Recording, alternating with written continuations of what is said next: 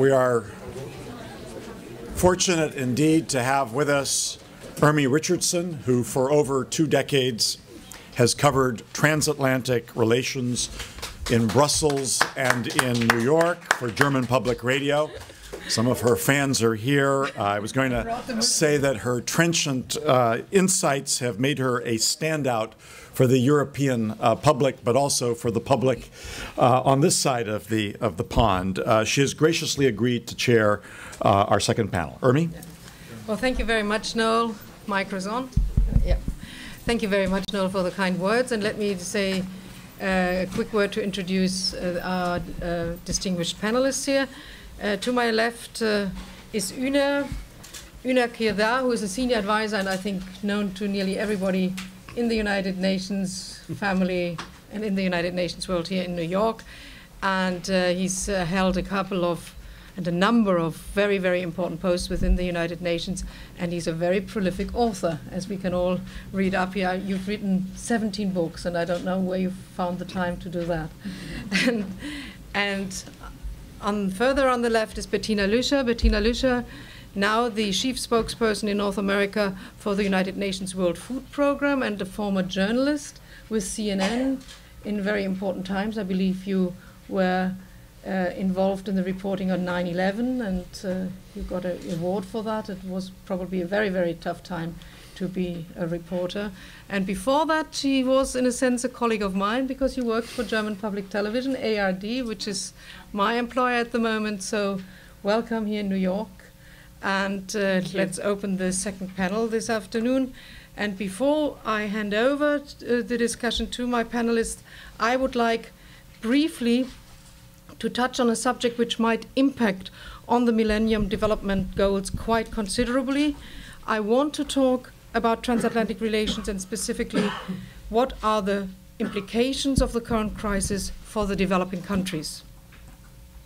The prevailing consensus from many experts is that massive flows of trade and investment are the glue that holds the transatlantic partners together and creates a commonality of interest. Similarly, it has been the globalization of the world economy and the associated growth in trade and financial flows which have been the principal motors of global development for decades. And all this is now at risk. The World Bank projects a fall in world trade this year of 6%, and that's the first fall since World War II. The engine has gone into reverse. It is hardly surprising that these issues have recently taken a backseat on national agendas on both sides of the Atlantic. All our governments have been consumed by the need to find effective national responses to the financial crisis and arrest the free fall of the economy.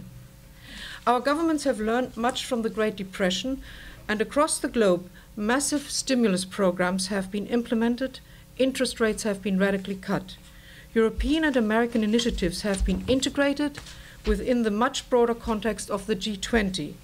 There is to be no backsliding into the beggar my neighbor policies as in the 30s. And now I quote from the communique of the G20 summit in London on 2nd of April, and there you read, quote, "We start from the belief that prosperity is indivisible, that growth to be sustained has to be shared, and that our global plan for recovery must have at its heart the needs and jobs of hardworking families, not just in the developed countries, but in emerging markets and the poorest countries of the world too." The declaration went on to pledge new money to the IMF and other multilateral development banks and to establish a new financial support mechanism for finance to keep trade flowing. So it seems that the world community has learned its lesson and will face this crisis together. What is true within the European microcosm is also true for the world community. Bob Zoellick talks of an additional 53 million people who will be trapped in poverty this year because of the crisis. And that is a very, very daunting prospect, especially for the developing countries. There is a tiny sliver of a silver lining on the horizon. One of the few areas which escaped budget cuts in the budget announcements in the United Kingdom on 22nd of April was foreign aid. That is surely the right response. It remains for other rich countries to follow this example, as indeed they have pledged to do in London. So how serious is this challenge? I would like to quote to you as two final points in my introduction. First, from an official UN report on a progress report on the Millennium Development Goals, and this report was published in 2008. And there it states that this global collective effort is yielding results. A number of targets will be reached by 2015, the target date, especially as far as primary education is concerned, gender parity, and also the combat to fight AIDS. And now a more recent quote from Bob Zoellick from April 2009. Our latest research shows that most of these 8 globally agreed goals are unlikely, I repeat, that's my repetition, are unlikely to be met. These include hunger, child and maternal mortality, education, and progress in combating AIDS. An additional 55 to 90 million people will be trapped in extreme poverty in 2009, and the number of chronically hungry people is expected to climb to over 1 billion this year in 2009. So there you have it, a damning prognosis for this year. And I think with this, I would like to open the discussion. And Una, possibly you can give an overview of the MDGs, and then Bettina will address the specific problems of hunger in this world. Thank you. Thank you, Madam Chair. It's great honor and great pleasure, and I thank Noel to include me to distinguished panel. You just started evaluating where we are, referring to the Secretary General report which was published last year, where we are on implementing MDGs. And you said that, I mean, some parts are bright, but most of not.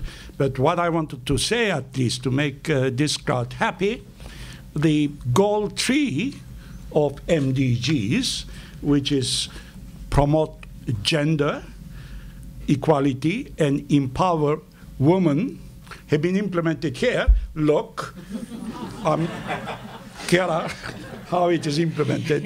You just know, but not 100%, because then you wouldn't be here. No, exactly. I mean, we have to adopt on the contrary. As you have been kind enough to ask me to go to give you an overview, what I did, I mean, I drafted 10 layman questions about this question, and I'll try to go very quickly in 10 minutes. First of all, I mean, at UN, we do refer to these goals MDG goals, which is an acronym, MDG. Like any other institution at UN too, we did develop during the past 64 years our own language, several acronym. Only we understand, even in the institution, sometimes we don't understand. I know. Such as, I mean, on my left, I have the distinguished spokesperson of WFP. And I mean, we talked to UNIDO, UNCTAD, DD1, DD2, but the MDGs acronym have become much more known, which is a very good thing, at least. Why it has been known compared to the other one? Because, as I'll come afterwards, on the implementation, several actors have been involved, at least compared to the past. At least for the first time, UN tried to involve several actors on the local levels too. The second question, what's the origin of Millennium Development Goals? The date is even giving from the date.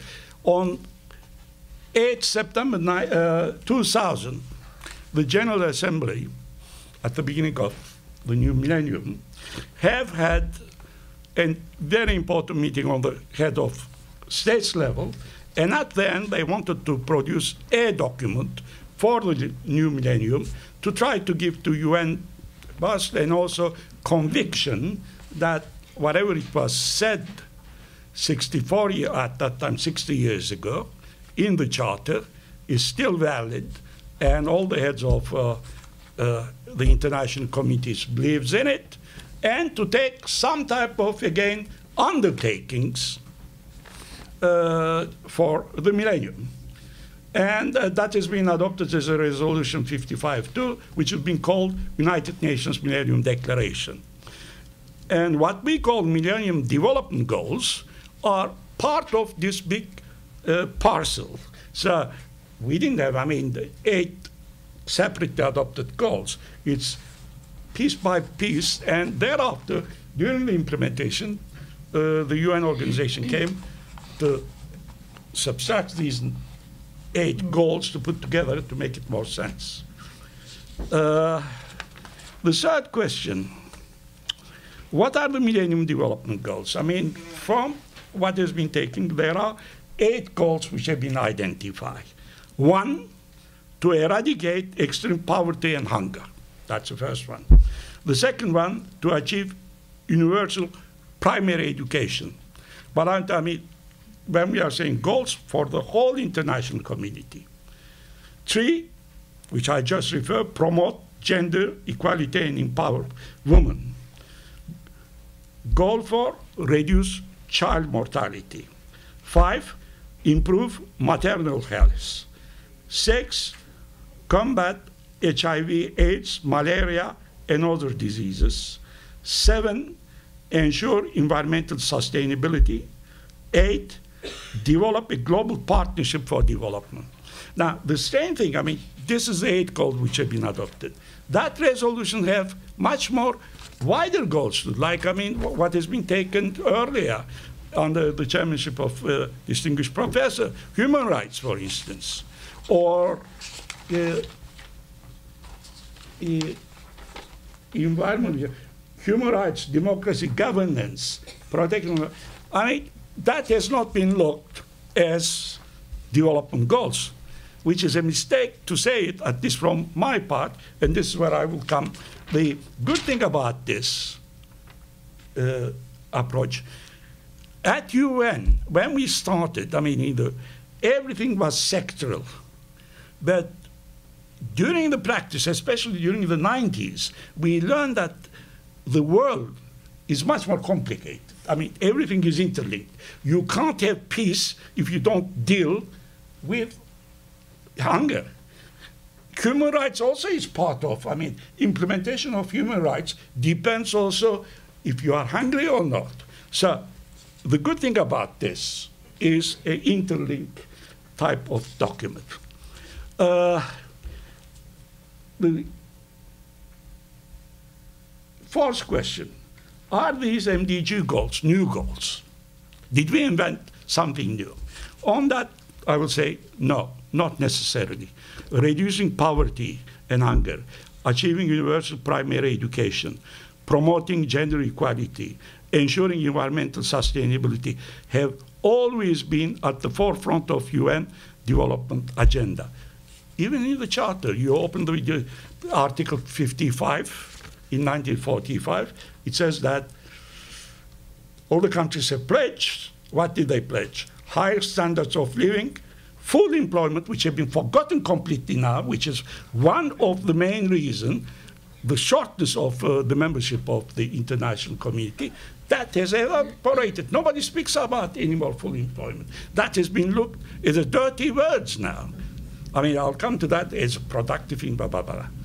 But it says solution to international economic, social, health, related problems, cultural, universal respect and observance for human rights. What I wanted to say, nothing is new. And since then, at least, we have adopted 4 development decades since 1960. As a matter of fact, let me make a big, I mean, pay my greatest respect to my American friends, because it was the Americans who had, first of all, the vision of including this charter. The economic social part came from the Americans. For the Europeans at that time, they didn't, or the Russians. It was the Americans who insisted to include collaboration and cooperation on economic. So, I mean, historically, I want to put this straight on the table, that we should know. Secondly, the development decade. Do you know who launched it? It's not the developing country. It was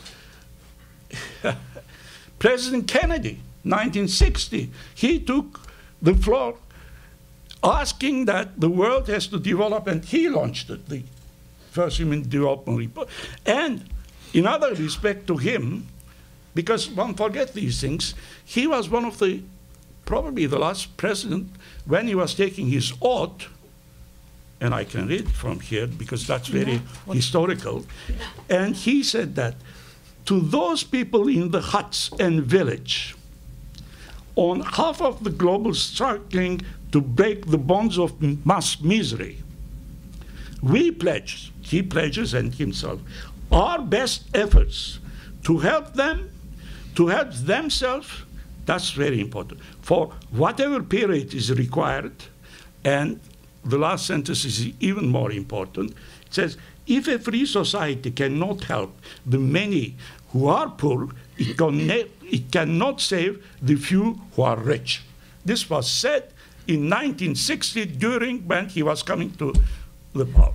Una, if that's all right with you, maybe we could now go to the specific program. I would like to thank Una very much for this overview and to put it all into a historical perspective too, and to, I think we all have become aware again by what he said, how important this topic is and how very much on the forefront of the United Nations policies it was. But now I think we'll come with Bettina. Has it yielded result, and has the fight against hunger yielded result?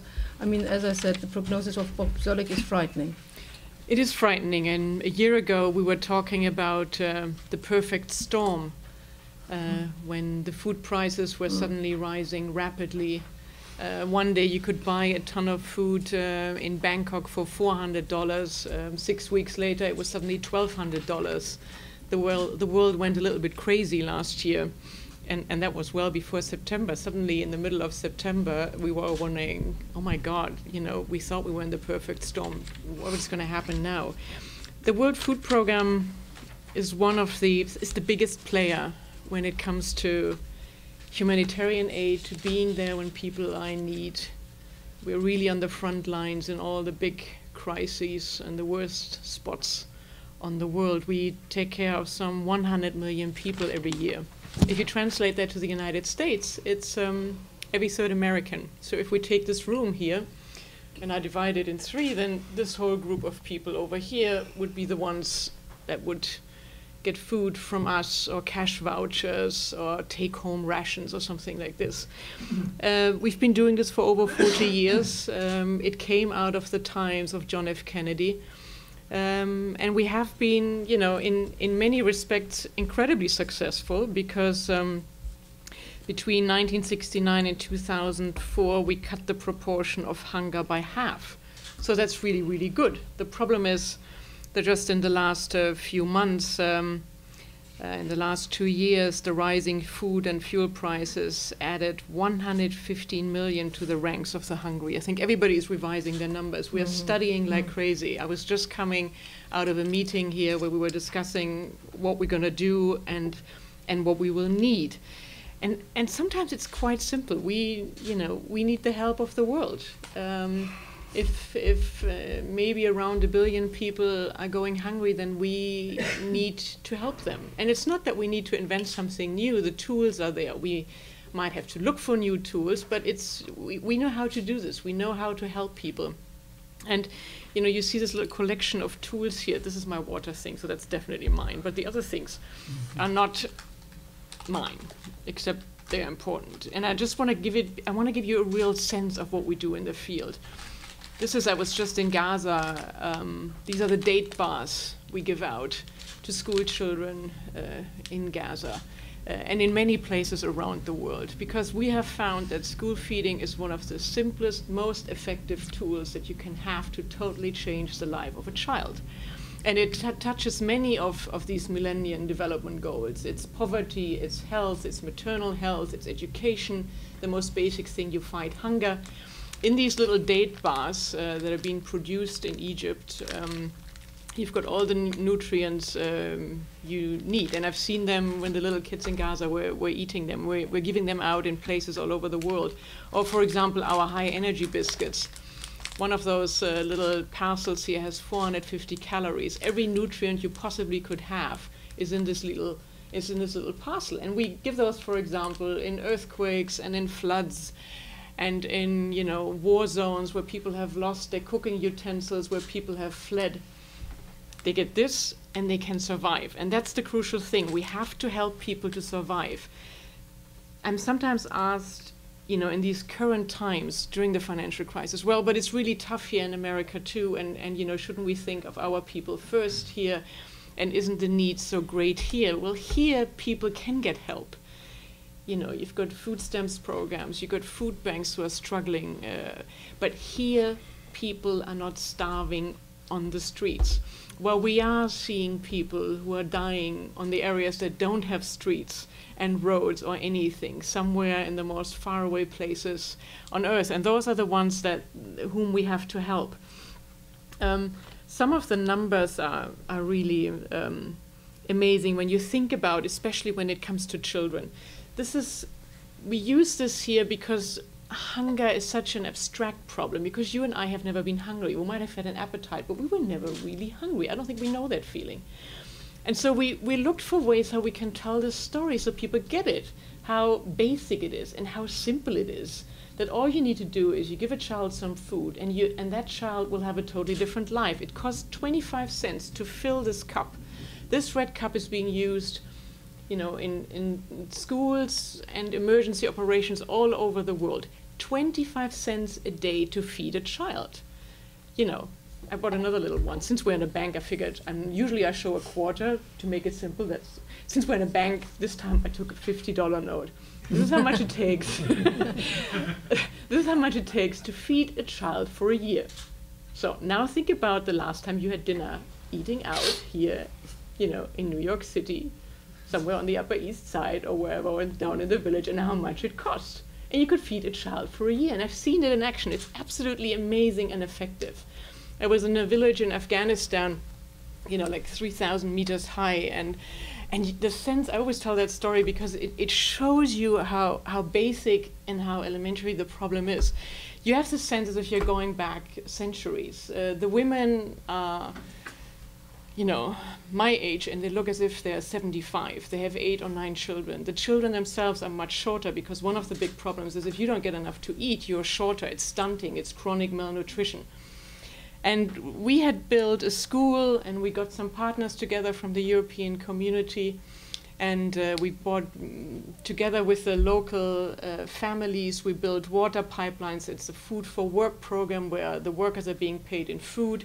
So you help the infrastructure, you bring water to the village, you build a school, you get food to the children, you get basic teaching lessons to women so they can learn how to write and get basic medical knowledge.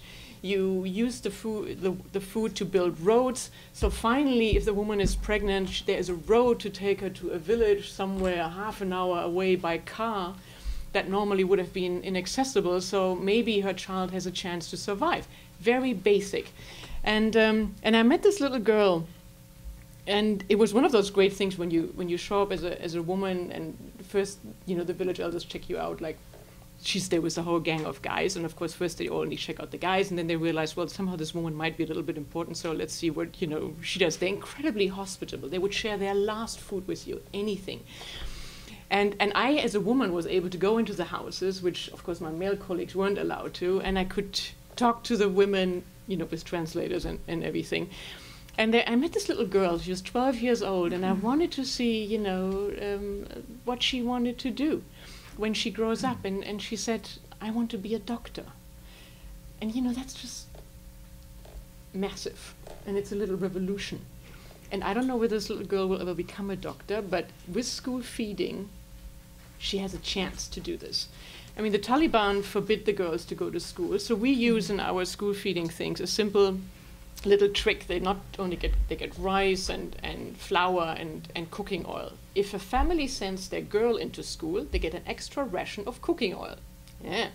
Suddenly, the whole family is really interested that this little girl goes to school. So attendance rates have gone really high up. So with this little extra ration of cooking oil, suddenly attendance rates by girls goes up. Simple, practical things, because I think that's what it takes. We need to be practical. We don't need to reinvent the wheel. It's all there. The science is out there. You know, what it does if a child is malnourished, if it gets enough food, what amazing, you know, progress it can make. So there's real hope. But we have to have money for this. We think that this year we're going to need almost $6 billion. But you know, yeah, if I may ask that, do you think you are going to get it? Because that's basically I could imagine that must be your worry. How does the current crisis impact on programs like yours? Yes, until now we've raised like $1.2 billion. I always joke we're the best dressed beggars in the world because we hit up on everybody, as you can tell, wherever we have the chance. I mean, until now, the governments have been pledging, but there have been some, you know, they have said that, of course, you know, budgets are tight. But I think everybody realizes also how big and how important the need is. You know, those are not just simple statistics. Those are real lives, real consumers, real people. And I think many governments have also watched what happened last year. We saw food riots in 30 countries. The Prime Minister of Haiti had to resign because the people were on the streets. And I think people, you know, governments see that too. And the other thing is also, you know, I mean, the money is there. I will tell you an anecdote. Last year, I went with my boss, Josette Sheeran, who is a wonderful storyteller. And we, with the help of our ambassador, Drew Barrymore, we made it onto the Oprah show.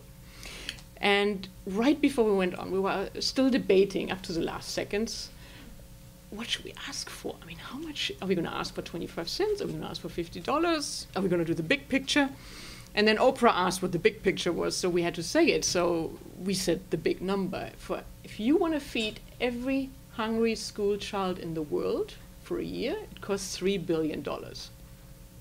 That feeds every hungry school child in the world, $3 billion. And last year was like, oh no, that number is too big. I mean, people are just going to freak out. And, you know, nowadays when you see how much all these bailout packages are and these bonuses, Peanuts. You know, Amy is going to laugh about this because the word peanuts is a really bad term in Germany. So I'm not going to call it this. I'm not going to say this is peanuts, but it's doable. The money is out there. We just have to convince our leaders, you know, that this is a good investment. And I don't want to throw too many numbers around, but I have it somewhere here, one of those things.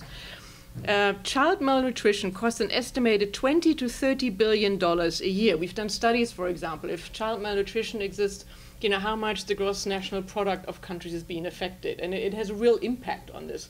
So you could also make a very good economic argument that this is a very, very good investment, might live 25 cents, $50 for the school children and the $3 billion per year, because those people could all be possibly, you know, little consumers. I mean, I can talk more about other things that we are doing. Exactly. Bettina and Una, I want to thank you both very much for the overview, for the specific description of the problem of hunger in the world and how we could go about it. And now I think it's time to open the floor for questions, because I'm sure there are many out there who would like to ask a question. So the first one, please. Yes, over there, please. Yes, my name is Heather Brady, and I work with Realizing Rights, the Ethical Globalization Initiative, an organization founded by President Mary Robinson. The last panel talked about the power of human rights and how to apply it to certain issues. And you've talked about the Millennium Development Goals and certain traditions of the UN. And I'm just wondering about, do you see a marriage of this? Some of us are wondering if the MDG framework might start incorporating human rights more, for example, around the right to food or the right to work and so on. And if there could be a form of combination between the Millennium Development Goals and the human rights issue, that you create something which combines the two. That's how I understood it. That you create something to combine the two, right? Yeah. Yeah. Well, as I said, at least I'm an economist, but at the same time a lawyer, international lawyer. When I look to that declaration, I see in total there is no division in between. Human rights, well, on that too, I mean, there may be some arguments, but there are 4 types of human rights whenever it was launched. One of them, I mean, when we are talking now on human rights, mostly we are approaching the human rights from the political angle.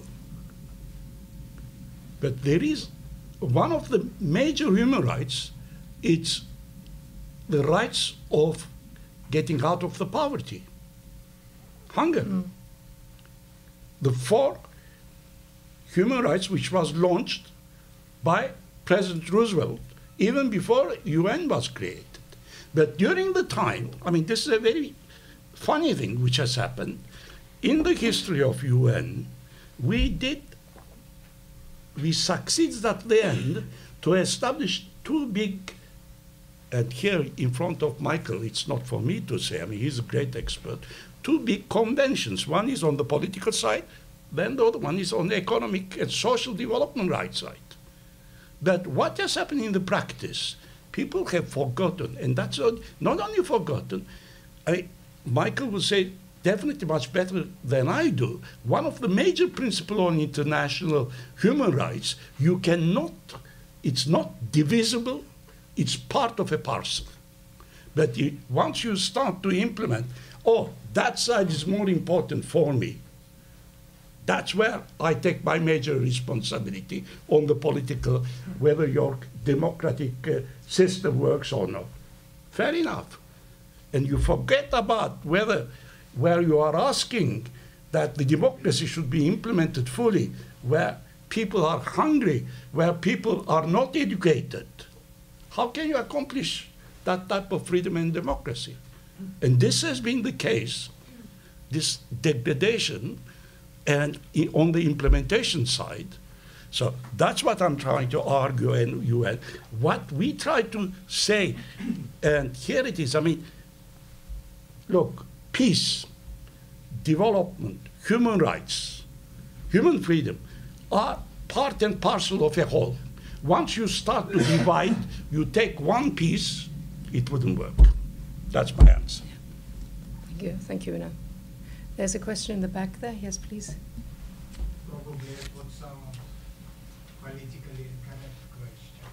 Could you possibly state your name and affiliation? Thank you. I'm a Christian.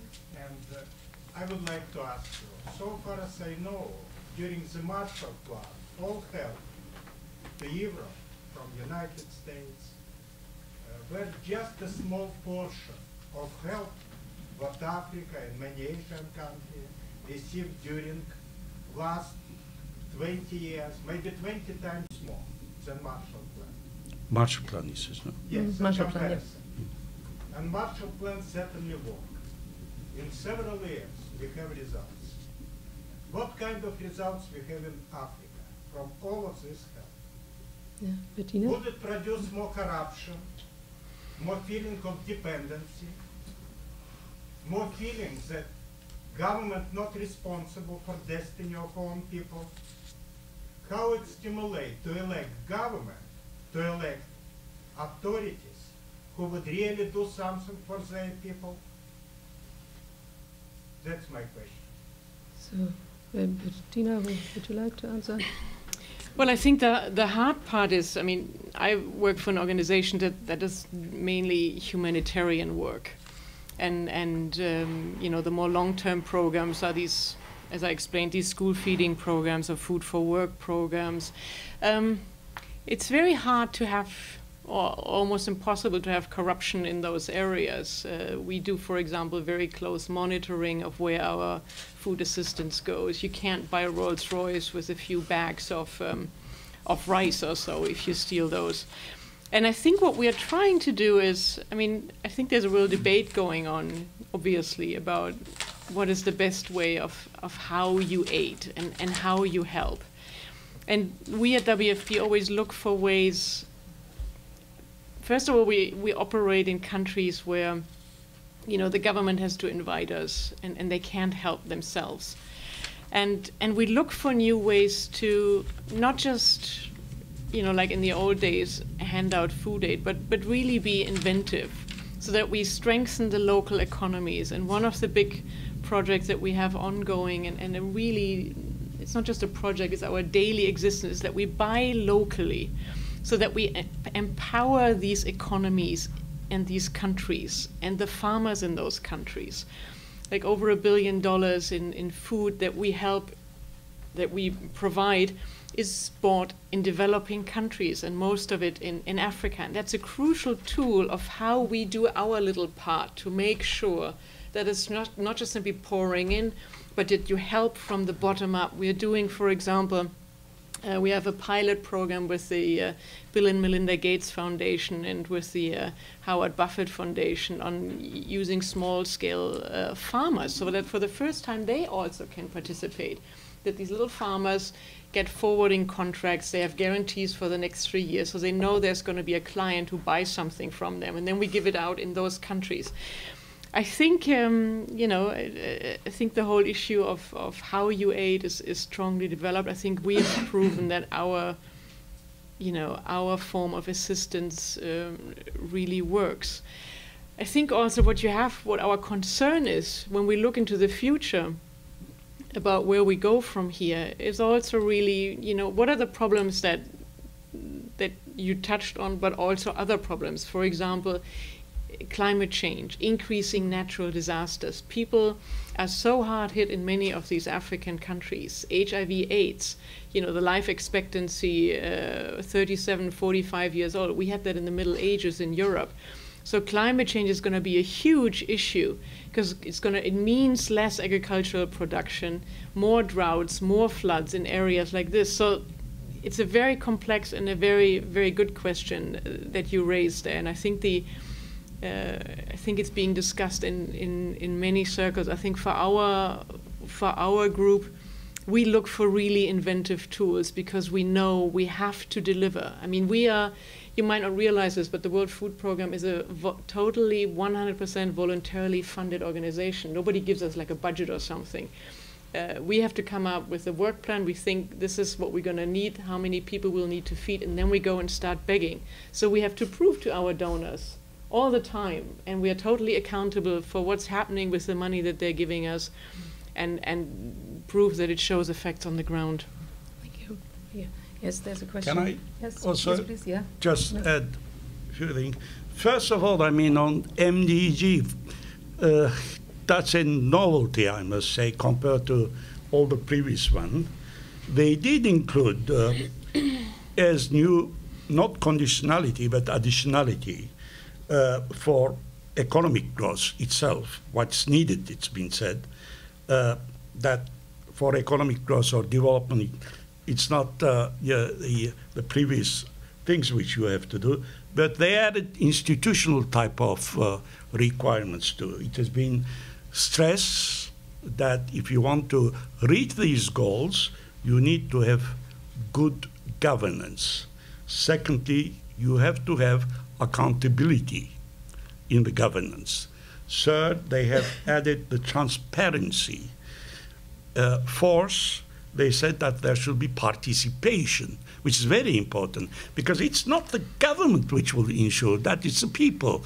Unless you ensure the people to take part in that process, you cannot achieve. And from there, I'm coming to my summing up. You have posed a very interesting question. At the beginning, you did refer to Marshall Plan. Yes, Marshall Plan have been very successful.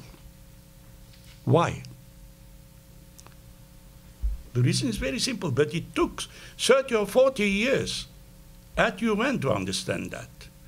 Marshall Plan have been successful both in Germany and also in Japan because there was a human capacity and capability. The human beings were already there. It was maybe after the war, what was missing was only the financing, the needs for that. And once you put the money, the people, up, it came. And for 30 years at UN, and as economists, we thought that to solve the problem of development, the main question is financing. Billions went to Africa. Where are we? It's only toward the end, and I must say that there I take a little responsibility to play a little role, when we pose the question, what's development, how to ensure, then we have reached that the main factor of development is human development. Unless you develop your own people, unless you give to the people the capacity, the capability to take their own human energy out for utilizing their own development and their own society, you can't reach the true development. The best example, you give the same money on East Asia, you look to Southeast Asia. They are much more prosperous now. Even, I mean, when the financial crisis has happened in Asia, it took only 3 years to recover for Asia. I don't want to say that, but in Latin America it takes longer, and especially in Africa. Why? Because the emphasis has not been given, neither internationally or nationally, to developing their own people. Okay. Yes, please, the next question. My name is Ron Tiersky. I teach at Amherst College in Massachusetts. I'd like to talk a little more about the money. You said the money is fundamental, and you talked about how important the money is. Could you say a little bit about what your fundraising strategy is, or how you go about locating where you might get the money? As a, you ask everybody, and you're a wonderful beggar, but when you talk among yourselves in the secret councils, how do you go about deciding on your strategy? I mean, it's mainly governments. Those are the big ones, the big donors, because obviously when you talk about trying to raise $6 billion, that's the only way how it would work. The United States is the largest donor, has always been the largest donor, and last year we made a really extraordinary appeal to the world, because we said, listen, this is no longer business as usual, we need your help. And Saudi Arabia stepped up, and for the first time ever, they gave $500 million in cash, no strings attached, just take it and use it. So, we have the European community, which is one of our best players. So you've got, governments, you've got big institutions like the European Commission. They've given, I think, $4 billion over the last, 40 years or so, since 1969. And, and then often all the various European countries give something too.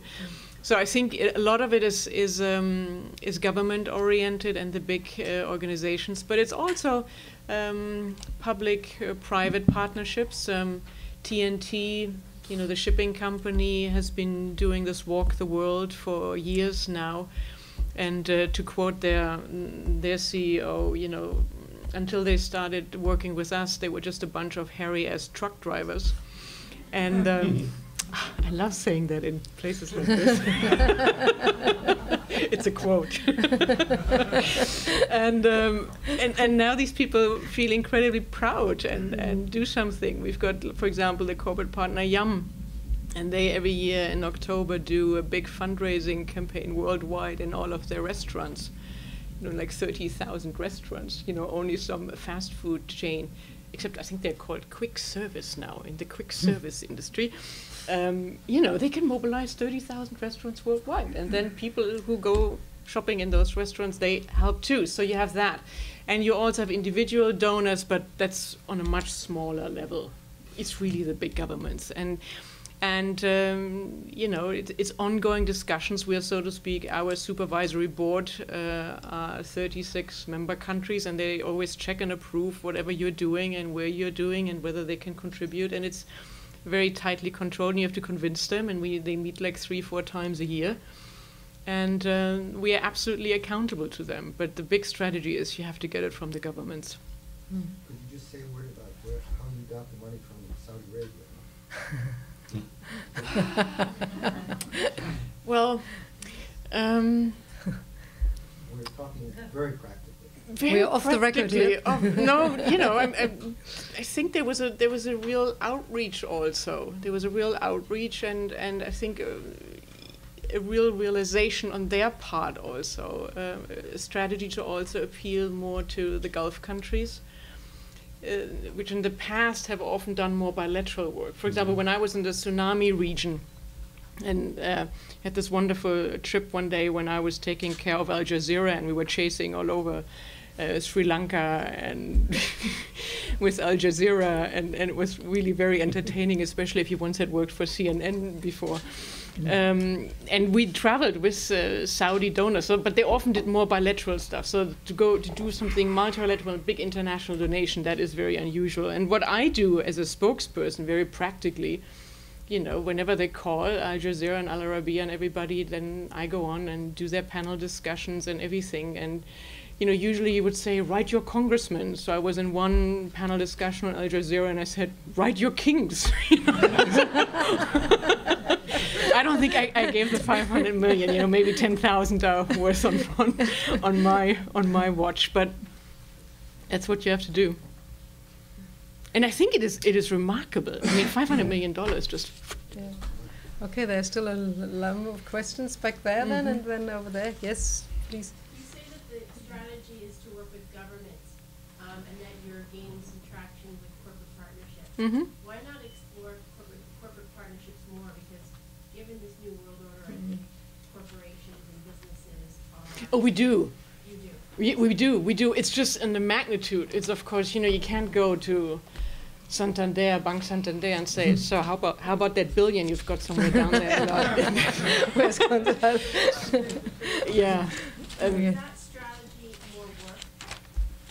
Does it require more effort to work with corporations?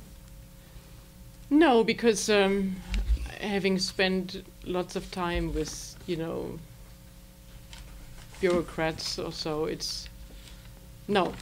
I don't know whether I would say that, but I think it's more, you know, for them, for companies, and I think that's the wonderful thing about the tradition here in America, where companies are giving so much more. But I think everybody realizes now in what hard times they have fallen. Try to explain that to your shareholders, that you suddenly do something, you know, somewhere halfway around the world that doesn't even benefit, like, American citizens or so. No, I think we're doing that, but one still has to keep it, you know, in perspective with the numbers that are required. And it's also, I mean, we are the agency that takes care of hungry people. It should be the part of the government of the world community. They should deliver and should give. Yes, there was this is the over stern German demand. No.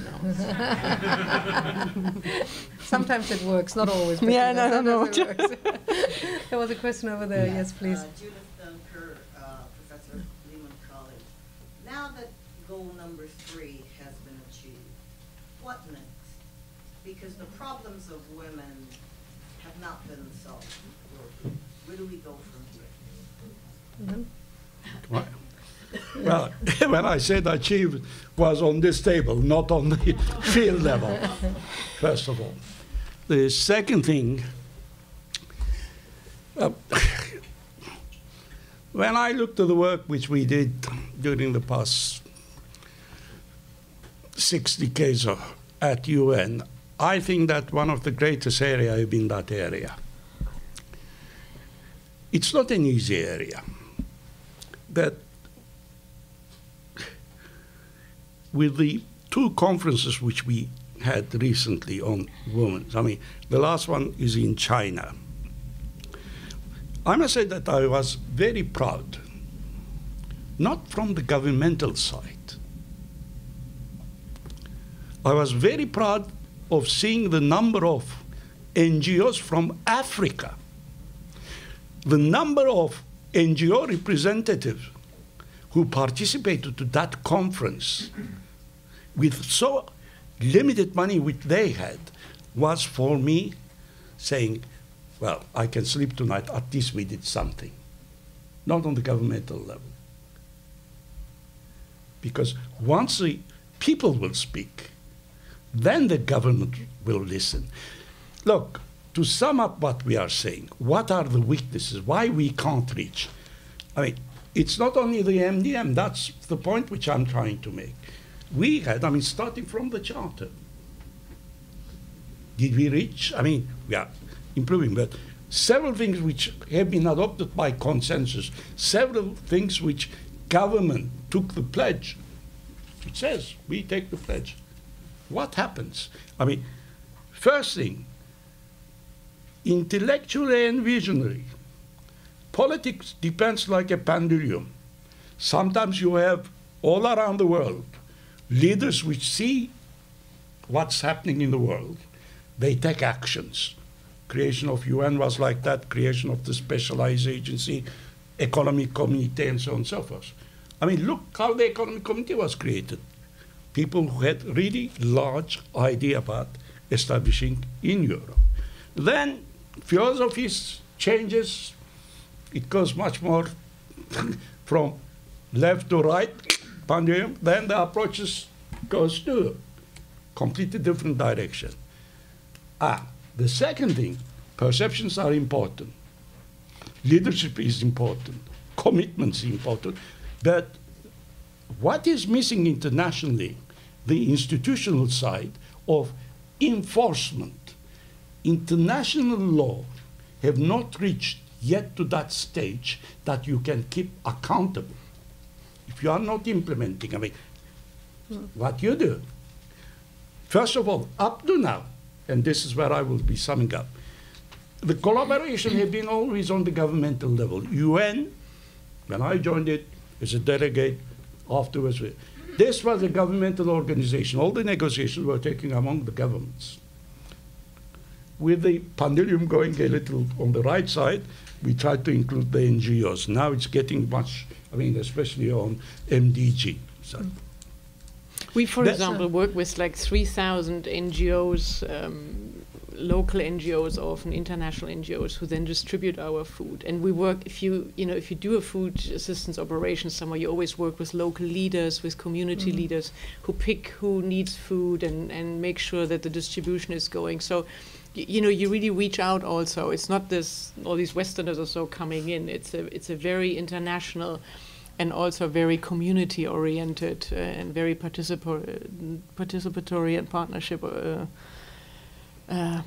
operation. So there is no accountability. I mean, only accountability at the national level, unless the people are asking their own government, whether it's in developed countries, developing. I mean, I don't even believe on these. I mean, who's developed, who's not developing on these days, because money doesn't make a country develop or not. They have to force their own accountability. The only accountability which you can have today is at the national level. At the international level, we don't have that mechanism.